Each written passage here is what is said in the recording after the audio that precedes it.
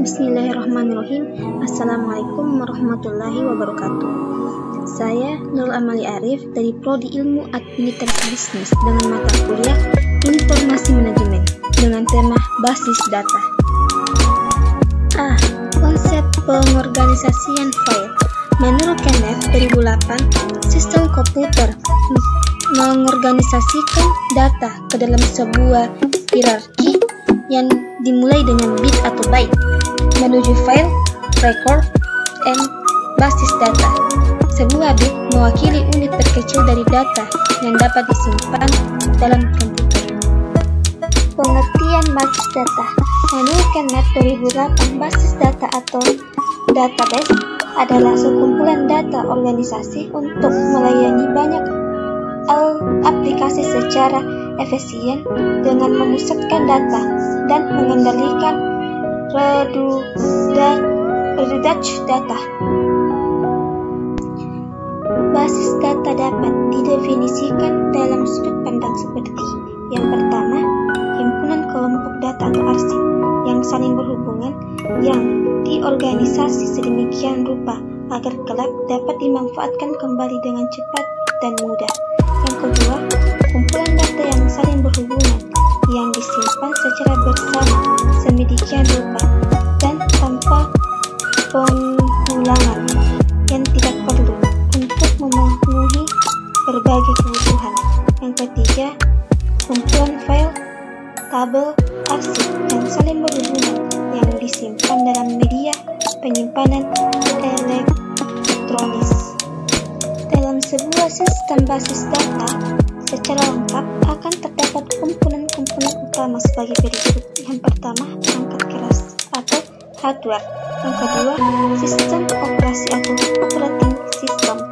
Yang ketiga, basis data atau database. Yang keempat, sistem aplikasi perangkat lunak, pengelola basis data atau DBMS. Yang kelima, pemakai atau user. Yang keenam, aplikasi perangkat lunak lain bersifat opsional. Struktur basis data. Struktur basis data adalah cara data diorganisasi agar memproses data menjadi lebih efisien. Struktur ini kemudian diimplementasikan melalui sistem manajemen basis data. Struktur basis data hierarki.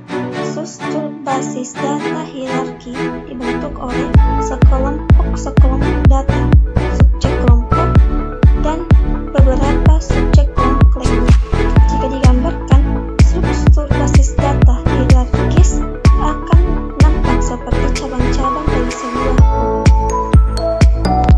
struktur basis data jaringan terbagi atas dua. Yang pertama, set. Sebuah hubungan disebut set. Setiap set terdiri dari paling tidak dua macam rekor. Satu rekor pemilik induk dan satu rekor anggota adalah anak. Yang kedua, satu set mewakili satu hubungan, misalnya 1:m di antara pemilik dan anggota. Struktur basis data relasional. Menurut Fathasyah, pada model rasional, basis data akan disebar ke dalam berbagai tabel dua dimensi. Setiap tabel terdiri atas jalur mendatar yang disebut dengan baris dan jalur vertikal yang bisa disebut dengan kolom. Di setiap pertemuan baris data dan kolom itulah ditentukan data ditempatkan. Object-oriented database atau OOD merupakan tanggapan terhadap perkembangan teknik pemrograman berorientasi objek yang menekankan pada objek, atribut, dan metode. Web database. Pada sistem web yang statis halaman web ini hanya berfungsi untuk menyajikan informasi-informasi. Sementara itu, penambahan fasilitas seperti video atau audio dapat membuat alamat web tampak dinamis.